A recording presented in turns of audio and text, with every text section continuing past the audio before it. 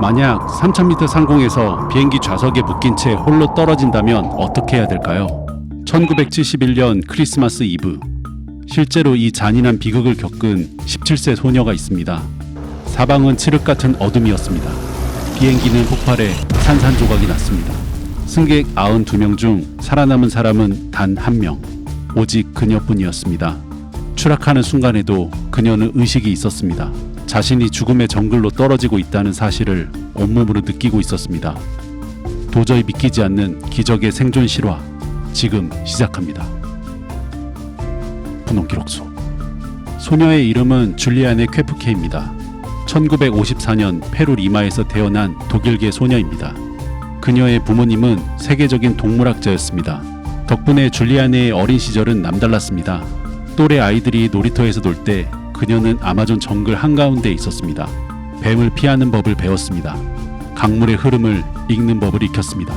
14살 때는 가족과 함께 아마존 깊은 곳에 판과나라는 연구소를 세우고 그곳에서 살았습니다. 정글은 그녀의 집이었습니다. 정글의 아름다움과 잔혹함을 누구보다 잘 아는 소녀였습니다. 그리고 1971년 12월 24일 고등학교를 갓 졸업한 줄리안네는 어머니와 함께 아버지가 계신 연구소로 향합니다.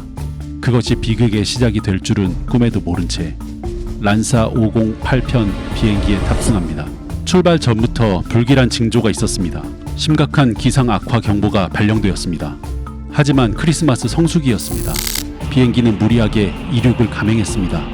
이륙 후 약 60분이 지났을 때였습니다. 비행기는 거대한 난기류 속으로 빨려 들어갔습니다. 창밖은 번개로 가득했습니다.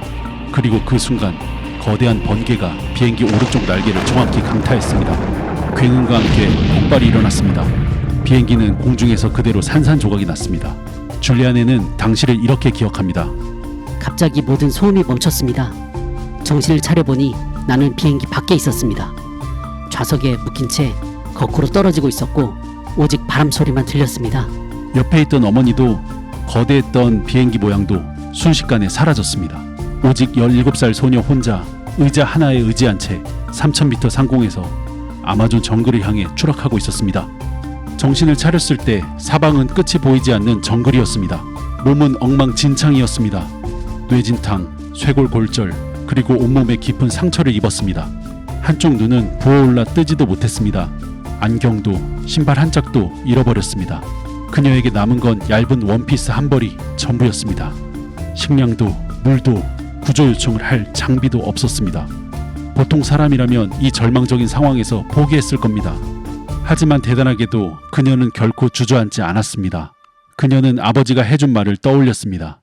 정글에서 길을 잃으면 작은 개울을 찾아라.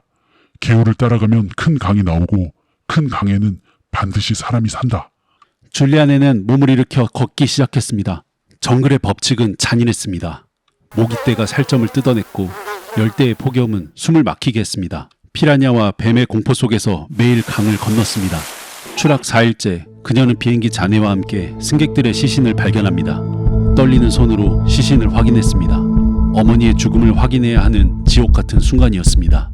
다행히 어머니는 없었습니다. 그곳에서 겨우 사탕 한 봉지를 찾아냈습니다. 그것이 11일 동안 그녀가 먹은 유일한 음식이었습니다. 엎친 데 덮친 격으로 상처가 썩어가기 시작했습니다. 팔에 난 상처 속에서 무언가 꿈틀거렸습니다. 구더기였습니다. 파리가 상처에 알을 낳아 수십 마리의 구더기가 살을 파먹고 있었습니다. 줄리안네는 훗날 이렇게 말했습니다. 구더기가 내 살을 먹는 게 느껴졌습니다. 하지만 억지로 빼내지 않았습니다. 그들이 감염된 부위를 먹어주어 상처가 유지된다는 걸 알았기 때문입니다. 이 극한의 상황에서 이런 냉정한 판단을 내리다니 그녀의 정신력에 감탄할 수밖에 없습니다. 패닉은 에너지를 낭비할 뿐이었습니다. 10일째 되던 날 체력은 완전히 고갈되었고 환각이 보이기 시작했습니다. 그때 기적이 일어났습니다. 강가에 낡은 보트와 오두막이 보였습니다. 오두막 안에서 가솔린 한 통을 발견했습니다. 과거 아버지가 상처 입은 개를 치료하던 모습이 떠올랐습니다. 그녀는 주저없이 자신의 상처에 가솔린을 부었습니다. 그러자 상처 속에서 구더기 30여 마리가 한꺼번에 쏟아져 나왔습니다.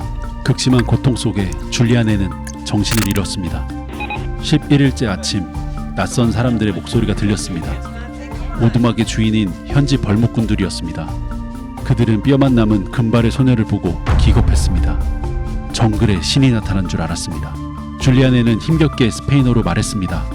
저는 비행기 추락 사고의 생존자입니다. 도와주세요. 그들은 음식을 주고 상처를 치료해 주었습니다. 그리고 그녀를 안전한 마을로 인도했습니다. 기적 같은 11일 만에 귀환이었습니다.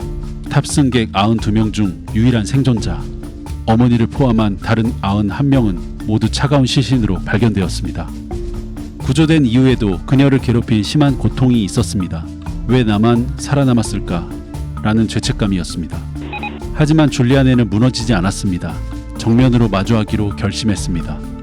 그녀는 독일에서 생물학 박사 학위를 취득했습니다. 그리고 놀랍게도 다시 페루의 정글로 돌아왔습니다. 자신을 죽이려 했던 바로 그 아마존 연구소 판관하로 말입니다. 자신에게 가장 큰 트라우마일 정글로 다시 걸어 들어간 그녀의 선택은 정말 경이롭고 존경스럽기까지 합니다. 그녀는 지금도 그곳에서 아마존을 지키고 연구하고 있습니다.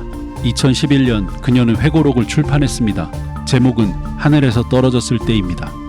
그녀에게 추락은 끝이 아니었습니다. 새로운 위대한 인생의 시작이었습니다. 가끔씩 지금 서 있는 자리가 끝이 없는 바닥처럼 느껴질 때가 있는데요. 우리 함께 기억합시다.